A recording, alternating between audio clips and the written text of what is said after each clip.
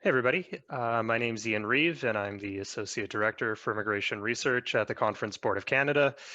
Thanks so much for tuning in to the presentation. Thanks so much to Tourism HR Canada for the invitation. It's a great chance to speak to all of you to present some research that we at the Conference Board have been undertaking and that I've pulled together for some other interests over the last couple of months. Uh, I'll remind you that I'm hanging around in the chat right now. So if you want to engage with the presentation, ask questions as we go, ask for clarifications, or just sort of start the discussion, I'll be around for that and really interested to hear what everybody has to say and hear what you think of the presentation. And hopefully we'll be able to keep talking about these issues even after today. So what I'm going to talk about today is what I'm calling risk and reward. And so it's an industry analysis of the impacts of COVID-19 on different industries, but particularly industries that have high percentages of immigrant employment, of course, of which tourism, and as I break it down, the food and accommodation sector or industry, these are industries that have very high percentages of immigrants.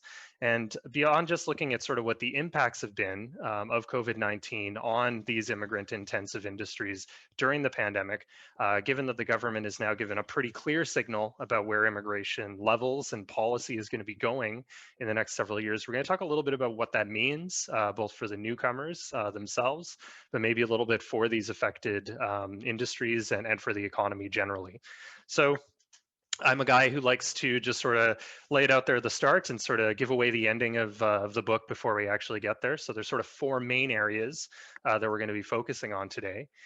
So one of them is that there's a pretty significant alignment. In fact, as you'll see in a moment, like an almost perfect alignment between the sectors that have been most impacted by COVID-19 and the sectors that employ the most immigrants. I guess I really should be saying industries that employ the most immigrants here in Canada. So we'll go into a bit more detail about that. Secondly, as a result, these immigrants have, and I think will continue to be disproportionately impacted by the ongoing economic recession. The barriers that newcomers, especially newcomers, new immigrants to Canada, face when they're trying to enter the labor market have been exacerbated by COVID-19, by travel restrictions, by social distancing and other public health measures. These things have been exacerbated, and I expect that to continue for some time after the pandemic's over. Third, the high immigration levels that the government has forecasted into the future do bode well for future economic growth. We've seen that in our own research at the Conference Board, but arrivals in the next few years are going to face a pretty difficult economy, maybe higher barriers to entry into work than usual, and that's going to warrant some sort of special attention and maybe some pivots and some policy reactions by government. And to that end, we think that the areas that we should look at to try to help people as they enter a pretty challenging economy are to optimize our selection practices to better align with potential job opportunities where possible, to very closely and very carefully assess the outcomes that these newcomers experience over and after the pandemic, and to look at enhancing and sort of specializing settlement supports to really meet the needs of what we're calling the COVID cohort of immigrants, those immigrants that are arriving during and just after the pandemic. So, and of course, we'll also come around to talk a little bit specifically about the tourism industry and just ask what I think are some of the big questions that'll be facing the sector given these observations. And we're still trying to figure out exactly what the impacts of on the sector are going to be, of course. But I'm going to point out some big questions that I think we should be asking as we hopefully start to move towards recovery and try to understand the role that newcomers are going to play in the sector moving forward. So first, and we're going to get this out of the way at the beginning, this is the only big scary chart I'm going to show you in the entire presentation, but I think it's a pretty important one, and I'll walk everybody through it. So we have two axes here. If we look up and down on the sort of vertical axes, this is the percentage of immigrants. So across the scatter plot here, we've got these different industries. The higher that those industries are up and down, the higher percentage of immigrants they have within those industries. So at the bottom, we see public administration at just around 15% of their workers being immigrants, whereas towards the top, we see accommodation and food services, obviously sort of pillar of the tourism sector at about 35% immigrants as the highest. And of course, we've got a little dot there showing the average of just about over 25%. So if you take all sectors, all industries in the Canadian economy, about just over 25, 26% of those workforces are immigrants. Meanwhile, if we look sort of east-west at the horizontal axis, this represents the percentage GDP change in each of these industries in their first two sectors in last fiscal year. So essentially a comparison between pre-COVID and post-COVID to show how much impact there was in these sectors as a result of public health measures and other factors to do with COVID-19. So of course we see the least affected sector is public administration, barely any change. I think less than 1% GDP drop over the pre-COVID fiscal year. And of course, the most affected, I think surprising absolutely nobody, again, is accommodation and food services at, about 32, 33% GDP change average over those two quarters. So, and again, we see the average, sitting at about 6.5% GDP change across all of those industries. So what we see, I think, right off the bat is that there's a pretty significant overlap where the majority of the industries that are above that average in terms of the number of immigrants who work in their sector also happen to be the industries that are most impacted in terms of GDP change. So of those that are above average in terms of their immigrant concentration and above average in terms of the negative GDP impact they've experienced, we see professional services, manufacturing, other services, transporting and warehousing, and of course, most significantly, accommodation and food services. There's only two sectors that have an above average number of immigrants who had a below average GDP impact, and those are business services and finance, insurance, and real estate. And there's only two industries that have an above average negative GDP change that have a below average number of immigrants. Those are wholesale and retail trade and educational services, and the two least affected of those that are above average. So very interesting to me that we see such a significant alignment there. But of course, our massive outlier in accommodation and food services is both the most interesting thing for this analysis, but also probably the most interesting thing for you, our audience today. And so we're going to talk a little bit more about that. So I'm not going to get into exactly why we see this high percentage of immigrants in the most affected industries, because I think that's a very complicated analysis, really based on the industry. Some industries will have certain explanations, others will have others. In the most affected industry, and the one that's going to be most interesting to this audience in accommodation and food services, I think we know that it's a sector that employs an awful lot of immigrants who maybe have slightly lower social capital, slightly lower language skills, where there's plenty of occupations within the industry that may be able to accommodate people that don't have as much education or as much Canadian work experience. It's often a sector or an industry that immigrants will move through on their way to trying to find employment at a higher level once they become more integrated. Also, lots of temporary workers in the industry. So we understand why they're there. But what I'm more interested in than exactly why this overlap happened is just what it means. So if we see that immigrants are overrepresented in sectors that have faced disproportionate impact as a result of COVID, what does that mean for them? And what it means, I think, is an exacerbation of existing problems, existing barriers that newcomers face to find employment. And there's all kinds of, well-established barriers the newcomers find when they come to Canada when they're trying to get not just employment period, but also employment at a level that's commensurate with their education and their experience. And those barriers, people focus a lot in the media and in, sort of the public discourse on things like credential recognition, particularly for professional occupations like doctors, lawyers, nurses, engineers. That's important. It's very important, particularly for, high education professionals that are trying to enter those legally regulated areas. But for most industries and for most newcomers who aren't trying to enter a profession that has an any kind of sort of legal bar for entry or any kind of regulatory process. The bigger issue is actually just effectively communicating your skills, competency, experience, and education to an employer. For an employer to be able to look at your resume and understand what your education means, or to trust that the person that you worked for is at the level that you think they are, or that the difficulties that they might have in being able to contact and verify your work experience if it took place in another country and perhaps in another language that the employer doesn't speak. These are all significant barriers that newcomers have to overcome so that they can have their skills and experience recognized by employers, and so that they can find employment. Of course, there's other things as well. Newcomers may take time to adapt to Canadian culture and workplace norms, to understand the sort of soft communication skills that take place in different kinds of workplaces, be they professional or in public service. Particularly important for newcomers that have to serve Canadian customers, and it may take time for them to understand that. But it also takes time for newcomers to sort of understand how to operate within the Canadian labor market, to know where to look for work, to sort of build the professional connections that help all of us as we're trying to advance through our careers. All of those things take time, and all of those things are significantly exacerbated in a COVID environment. You think of the decrease in social contact, the number of interactions that we're able to have, the ability to access services in person. Obviously many settlement services and employment support services have continued in a virtual sense, which probably has helped newcomers access them in some ways, but in other ways have probably made it harder, particularly for certain people, to get the services that they need.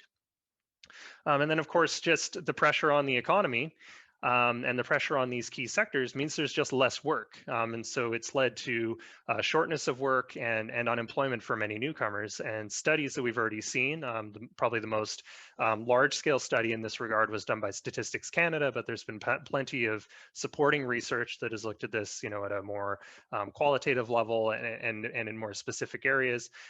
We've seen that immigrants have been disproportionately impacted on the ground, just in terms of job loss and underemployment, and that this is particularly true for immigrant women and for recent immigrants. And so for immigrant women, there's an entirely different set of barriers that that women face entering the workforce generally, but the immigrant women face in particular. And they also have a higher likelihood to work in some of the more precarious sectors and those sectors that have been most affected. But recent immigrants face all the barriers that I was just talking about most acutely, and so it makes sense that both that they would perhaps be more likely to lose jobs because they might be more recent in their employment, or may simply be working in more precarious areas. But it also makes sense that they may struggle to pivot to new positions once they do lose their jobs. If they've been laid off in one place, they may not have as many tools or resources at their disposal as other Canadians would to be able to move to other places. And we see that represented in the data as well, is that even as some sectors have recovered, or at least have gone through ups and downs, as different social distancing and public health measures have come in, immigrants have returned to work in smaller numbers than other Canadians who lost their jobs. And of course, this leads to the sort of longer term question and kind of helps us transition to the second half here, where we're looking a little bit more forward.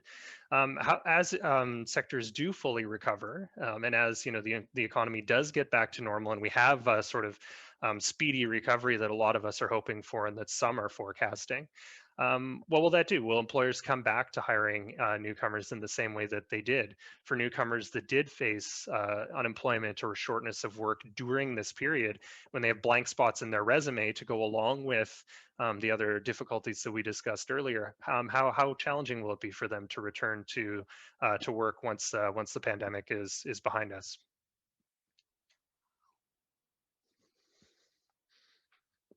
So, looking forward, so I think we have at least a beginning sense of what the impact on newcomers has been so far.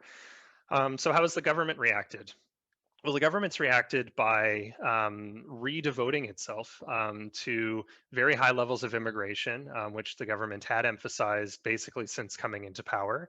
And they didn't take any of the sort of suggestions or perhaps cautions from certain people commenting on immigration that maybe we should reduce levels as the economy recovers. The government doesn't see that way, and they've made that clear in their levels plan. So for those that aren't familiar, The Immigration Levels Plan is released every year by the federal government. It's tabled at the House of Commons. And on a rolling basis, it forecasts what the government thinks will be the immigration levels for the next 3 years. It sets targets for the subsequent 3 years that the government will aim for through their different immigration policies. And so what we've seen over the last several years is that the government, sets a target and then arrives pretty close to their target. The immigration system in Canada isn't perfect because the way that the economic system works is that a significant pool of people are invited to apply. They may or may not choose to, or they may or may not ultimately be successful. So it's not just a matter of setting a number and automatically achieving that number. There's a little bit more give and take to try and land on the target. But relatively speaking, the government has been successful. 2017 was more about a 10% difference, which was pretty big comparatively. But of course, the headline number in this chart or in this table is the last one, which is that the original plan for 2020 was that 341,000 newcomers would arrive in Canada, but in fact, only 184,000 people were invited to apply for permanent residency status. So 157,000 person shortfall. And so what the government tried to do with the new levels plan that was announced just towards the end of last year was to continue this growth trend that they've had. You could see from 2016, 17, 18, a growth of around 10,000 people per year, a slightly larger jump in 2016, 17, but in those other years, growth of about 10,000 immigrants per year as the overall population grows. And the government's continuing on that trajectory of growing by 10,000, but they've essentially increased the number per year by 50,000. And the pretty clear target there is that if 50,000 extra people are welcomed in each of 21, 22, and 23, then they've essentially made up for the losses of 2020. Now, there's an entire question about whether or not the government's going to be able to meet these targets, particularly in 2021. But what's interesting is just the signal that the government has sent. And that signal is, as the minister said, put simply, we need more workers, and immigration is the way to get there. The government is strongly convinced of the long-term economic case for immigration. They believe that there's an important role for immigration to play in economic recovery and in the sort of economic growth and also recovery of the local economies in regions across Canada and making sure that there's enough workers.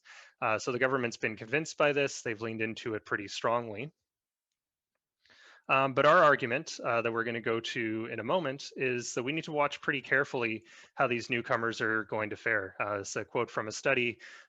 There's a danger that lengthy spells of unemployment, especially for those new to the labor market, can have long-term scarring effects on future employment prospects. So if newcomers arrive with the hope that they're going to make a long-term positive contribution and with the hope that we're going to have at least enough workers in sectors that are recovering to meet their needs, but what about individual workers? Are there newcomers who are going to struggle for all the reasons that we talked about in the first half of the presentation? And it's going to lead to a greater degree of difficulty. And one thing that we should emphasize, going back and looking at that target for 2021, the government aiming for 401,000 new immigrants in this year when they only had 184,000 last year. In the recent weeks, the government announced that they were going to lean even more significantly on those that are already in Canada. So as people may or may not know, while Canada welcomes around 300,000 permanent residents, or 350,000 now permanent residents per year, we have almost 3 or 4 times that many people that arrive as temporary residents, be they international students, temporary workers, et cetera. And so the move that the government made recently for the first big sort of invitation of the new year was that they invited close to 5 or more times as many people who were already in Canada as they normally would. And they did this by sort of lowering the normal social capital requirement that would be required of people applying through the economic streams. So their play to try to get to this 400,000 immigration level is to lean pretty significantly on those that are already here, which is a pretty interesting experiment. It means that overall, compared to previous years, those that are going to be invited this year will have, they'll be less likely to have mastered English or French. They'll be less likely to have very advanced degrees, maybe less likely to be at sort of prime working years in terms of their age. So all those factors mean that overall, like in the long term, we may have reason to believe that their sort of overall resilience and performance in the economy may not be quite as strong. But what's interesting is that those with Canadian experience do tend to fare better in the short term because they have a Canadian credential, because they've probably worked in Canada already and may have some employers who could vouch for their skills and experience in Canada. They can navigate some of those early pieces. But I think we should still be interested overall in precisely how people are going to perform. So before moving on to some of our sort of overall policy recommendations, I just wanted to take a brief side to look at tourism a little more specifically. So in the light of the disproportionate impact on the food and beverage industry, which everyone watching today is going to be incredibly acutely familiar with, given the government's devotion to keeping immigration levels high, and given the how important immigrant workers are to this sector. What are the big questions? I don't know that we have a pile of answers yet. Tourism HR Canada has done excellent research in this area to sort of understand the exact impacts on the sector during COVID, and as well have a very keen understanding of how immigrants have been in the sector. But I don't think we're going to have a full understanding of precisely where this is going to go until we move more towards recovery. And so these are the key questions that I think we should be asking sort of during and soon after as we watch the tourism sector. And so what has happened to newcomer workers during the recession? And of course, we have some idea, I think, of how many people within the sector have transitioned out, how many people have lost their jobs, how many people have maybe needed to accept less employment. Those are interesting questions, but I think maybe the more interesting question, one that'll take longer to answer and to understand, is how many people have permanently transitioned out of the sector. Given that there's been unemployment, given that there's been shortness of work for many newcomers, what have they done? Have they decided to buy their time? Have they looked for work in other parts of the sector? Are they sort of surviving for the time being with government benefits or other arrangements and hoping that they can re-enter the sector later? Or there are those who have just given up and moved on to other places. And of course, what will this mean later on? Of course, we're all very interested in, what is the trend of recovery and what will the impacts on the sector be? I think that the rate of recovery for the sector is going to have a big impact on that first question. How quickly can the sector come back and start to employ immigrants, both those that have already been in the sector and those that may be arriving in Canada in the near future? How quickly can it come back and offer them jobs, or is there going to be a more significant percentage of people to leave the sector and go to find employment in other places? And of course, there's a great number of questions about what the makeup of the sector is even going to be. What impact is this entire episode, this global pandemic episode, going to have on the demand for tourism services and products? Are people going to travel in the same way? Are they going to eat at restaurants in the same way? Are they going to engage with entertainment in the same way? All these things are going to be very interesting to watch, particularly from a newcomer employment angle. So I think that the hopeful view is that ultimately the sector will recover. There's good reason to think that there's extra saving happening right now, that those that haven't had their employment impacted as much will have pent up demand for a lot of what the tourism industry or tourism sector has to offer, certainly in food and beverage, certainly in travel. So the need could come back very quickly. And if the sector does return very quickly, then obviously it's only going to exacerbate the pre-existing labor market needs that the sector had. But to me, that also creates a great opportunity. If we have a significant number of newcomers and newcomers who have Canadian experience, who perhaps have lower than average education compared to previous years. Not to say that all jobs within the tourism sector are lower education, but a higher percentage of them are.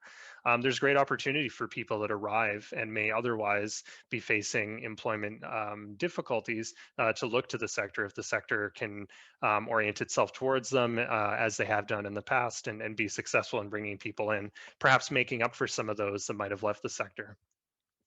That said, I'm always interested, and I think this applies both to employment within the sector, but also applies to this COVID immigration cohort that I'm going to talk about in the future.